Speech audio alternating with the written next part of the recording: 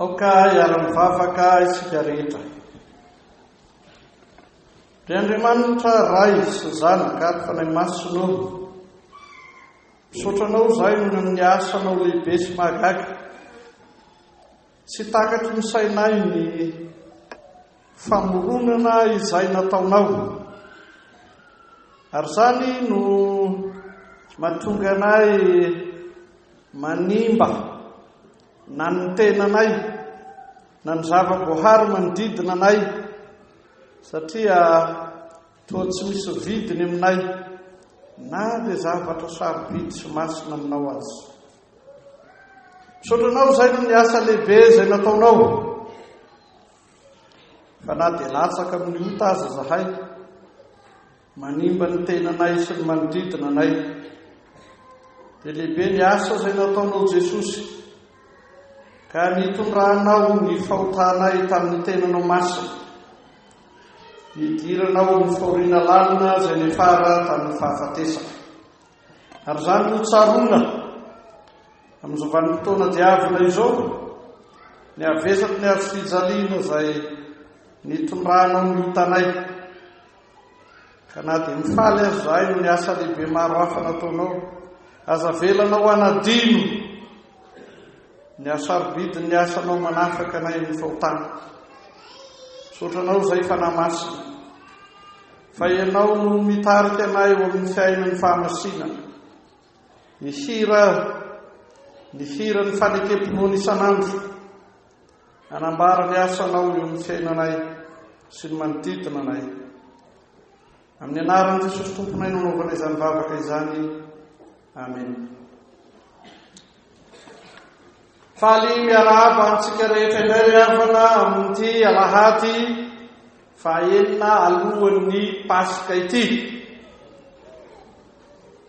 Tsara ny manazava fa rehefa milaza isika hoe alahady fahaenina alohan'ny Pasika, dia ao an-tsaina ny havesatry ny fahotantsika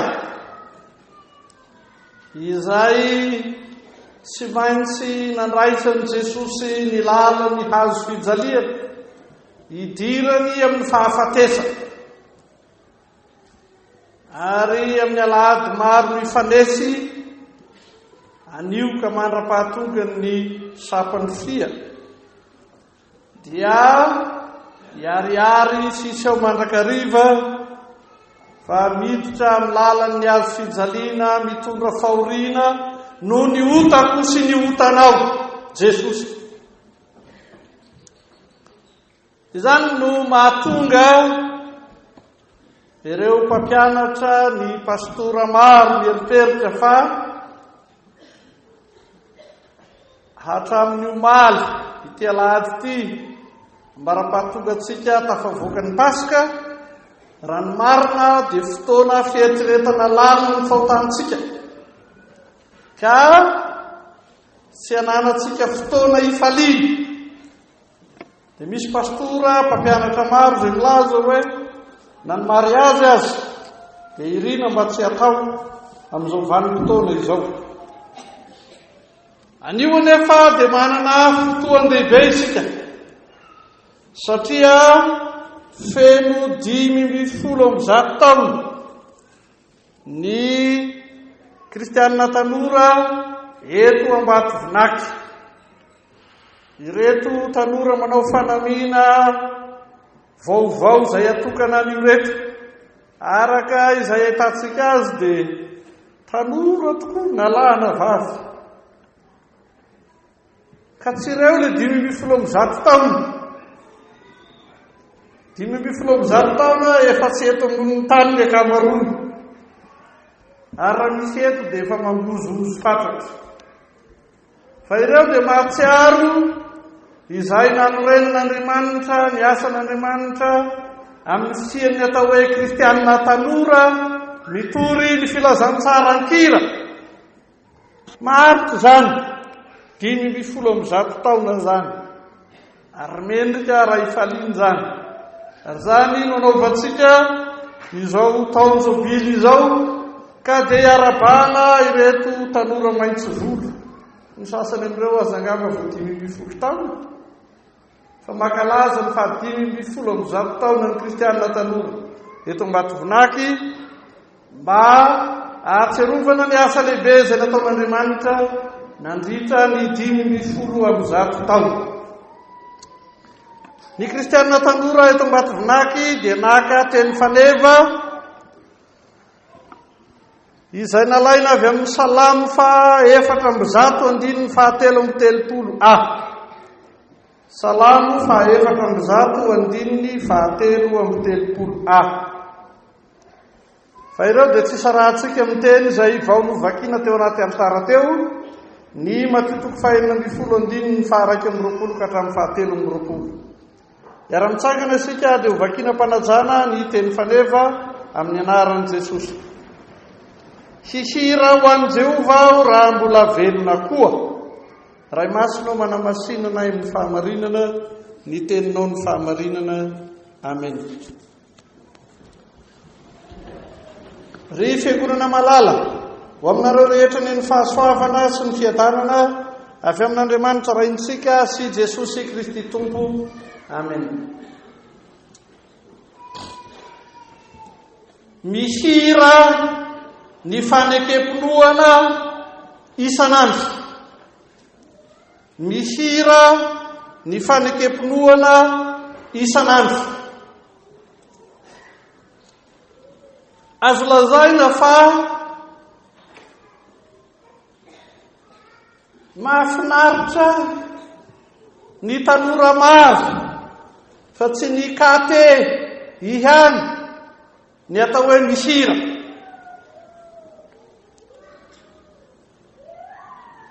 Tamin'ny fotoanandro dia nanana n'ilay boky kira ataony hoe cahier des chants tanora. Io zavatra raikitra ao amin'ny fiaina. Azafady amin'andray matoministra ray laza hoe tafiditra ao anatin'ny kolotsaina, tafiditra ao amin'ny fiaina mihitsy zany atao hoe hira zany. Ary ny hira rehetra sy ny mpihira rehetra dia samy manana ny hafatra tiany ampitainy.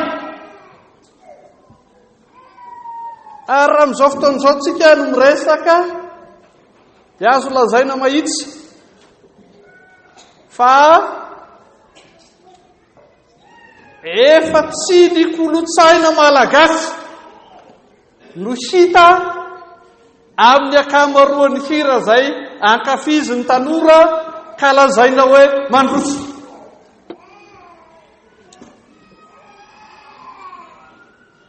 Marina aloha fa sy nieritreritra mihitsy aho hoe manatrika eto ny ministro ny kolotsaina teo am-panomanana ny toroteny.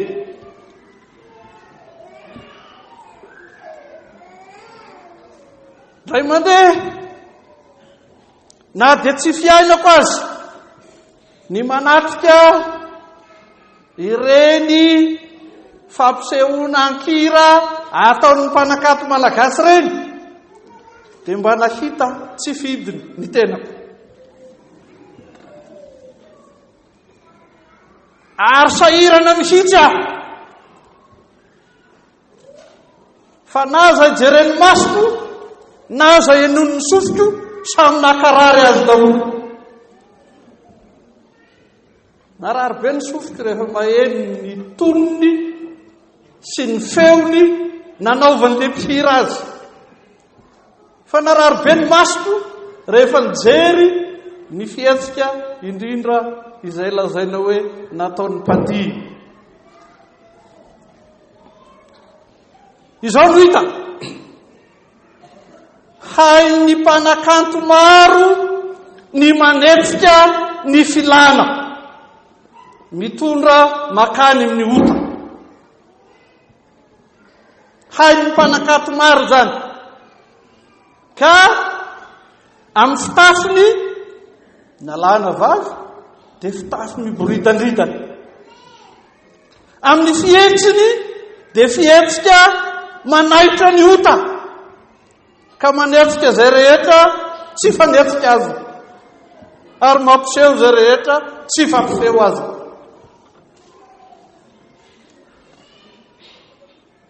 Eto amin'ny tenin'Andriamanitra anjaratsika androany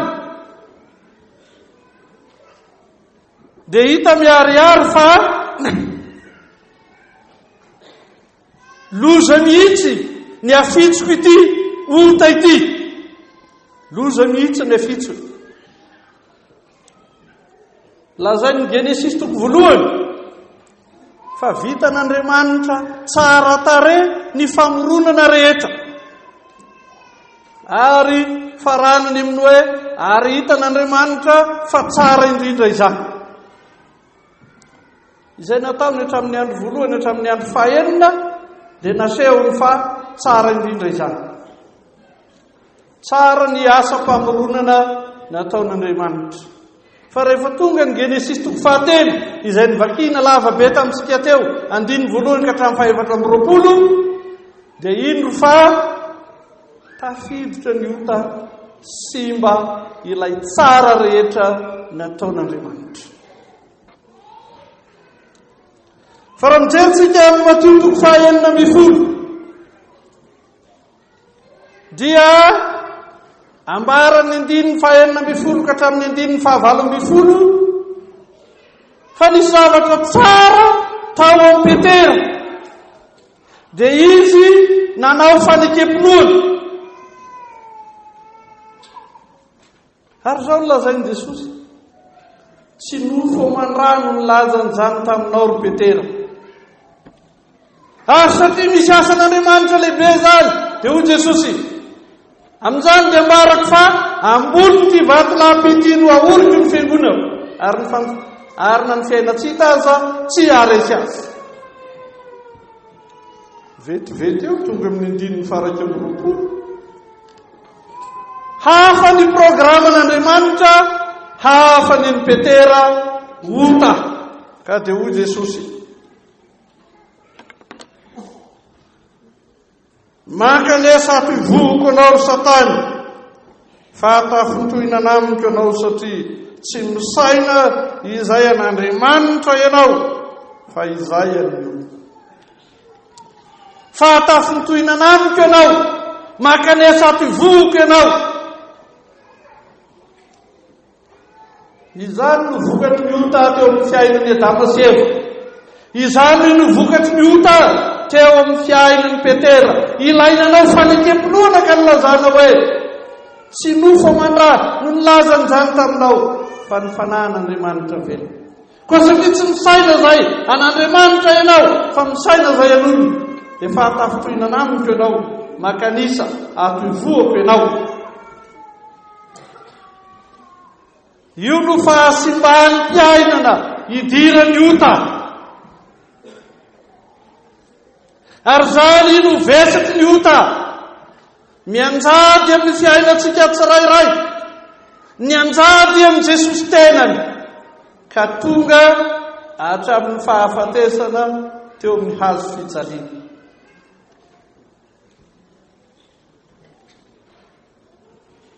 Loza no entin'ny ota eo amin'ny fiainantsika tsirairay hatramin'ny fahafatesana azy. Saingy izao nanomboka tamin'ny Adama, hita hatramin'ny fiainan'ny Petera voalaza eto, izao ny fiainan'ny mpanota, miala tsiny lava, manameloka ny namany ka manamarina ny tenany. Jereo angeny fiainantsika isan'andro ny vahoaka manome tsiny ny fitondrany. Izao no tsy mety, izao no tsy vita, izao no rasanay. Fizy tsy mba milaza hoe zahay ene ka mpanote, ary zahay ene ka mamotika ny tontolo iainana, mamotika ny firenena, mamotika ny tenana iaza. Fa izany no taony ota ry hava, manimba tena aloha, dia manimba namana, dia manimba ny zavaboary, dia laha ny andro ny fampitsara sy ny fanamena.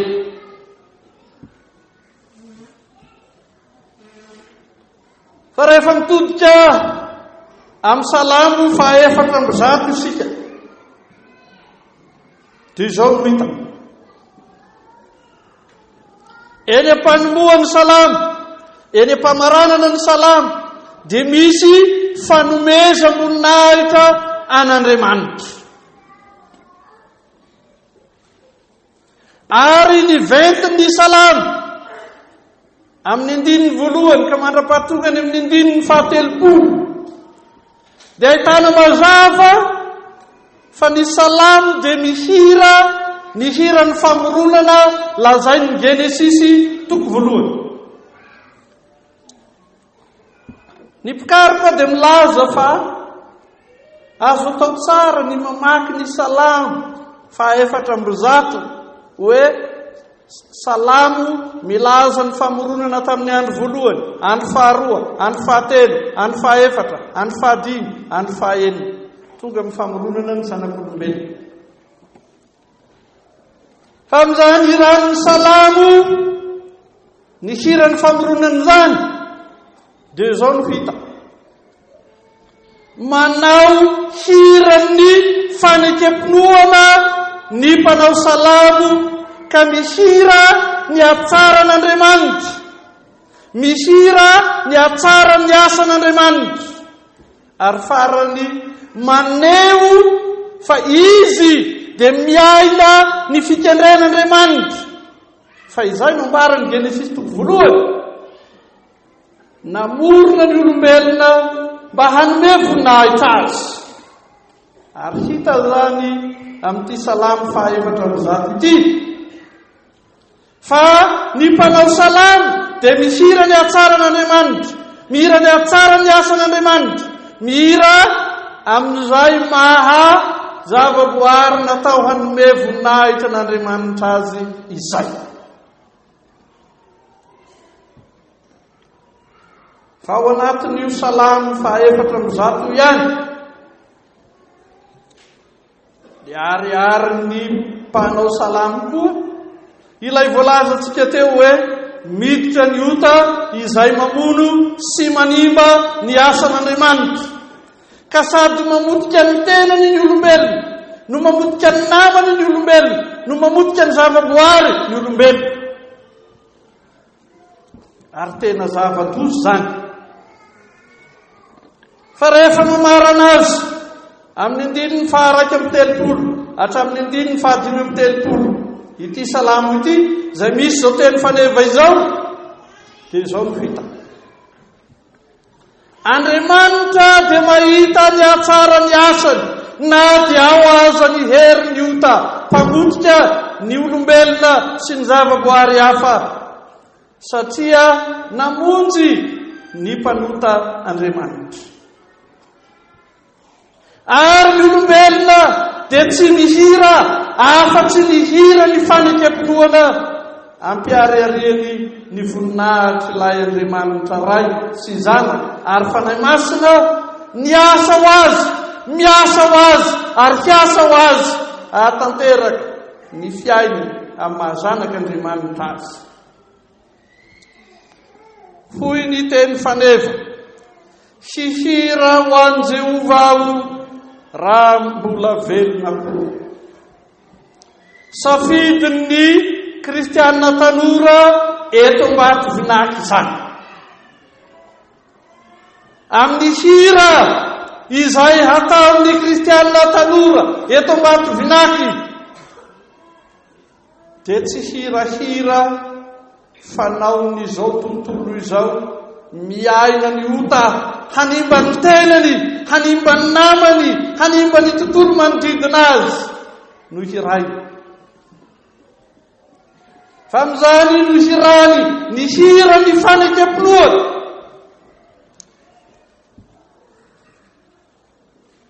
ka izy mpampita hafatra, ny hafatra mpitainy ankira, dia tsy misy afa-tsy ny hoe tsara Andriamanitra, tsara ny asan'Andriamanitra tao amin'ny famoronana, tsara ny asan'Andriamanitra tao amin'ny fanavotana, ary tsara ny asan'Andriamanitra manamasina azy eto ny fiangonana.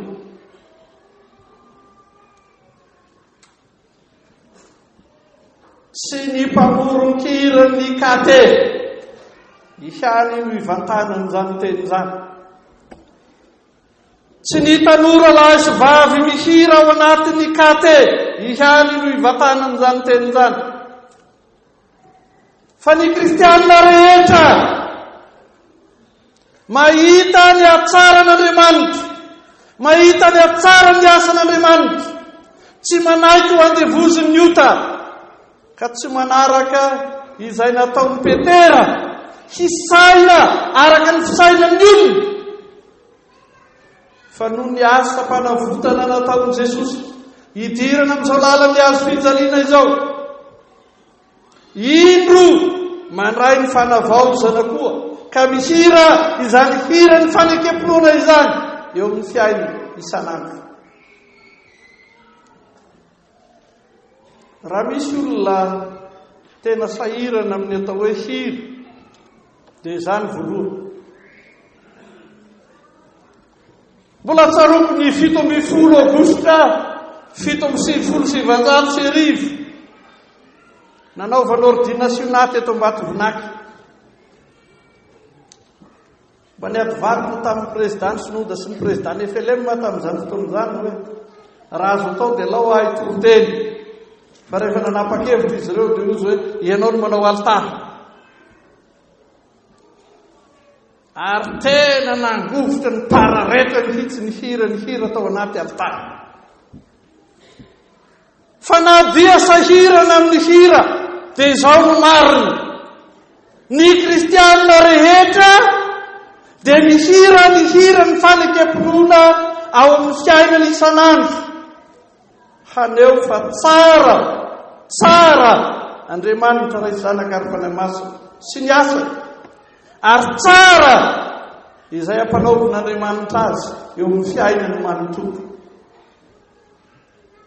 Ka na dia manao tsy olo aza ireo mpanakanto mitondra hafatra mitondra famotehana, ianao rekate mitsangana hitondra ny hira ny fanekempinoana, hitondra fahavelomana ho an'izay maty azy. Na dia manao tsy omelo aza ny famotehana misy eto amin'ny firenena amin'izay mahatonga fahalovana amin'ny endriny samihafa, ka mahatonga ny fahasimban'ny tontolo iainana, mahatonga ny fahasimbana ara-tsosialy, mahatonga korontana ara-toekarena, mahatonga olana ara-politika, ianao izay mihira ny hira ny fanekempinoana, aza manaiky andany amin'izay mamotika sy manimba. Fa ny fahatsaran'i Kristy natolotra anao no ento mitsangana hitondra fanavaozana izao tontolo izao, mihira ny hira ny fanekempinoana isanandro. Voninahitra ny amin'Andriamanitra izanaka ary fanahy masina izay azo hatramin'ny talondrinako mandrakizay. Amen. Mitsangana karaisy ny fitahina. Ny fahasoavan'i Jesosy Kristy Tompo, ny fitiavan'Andriamanitra ray, ary ny firaisana amin'ny fanahy masina ho aminareo rehetra ny hatramin'izao mandrakizay. Amen.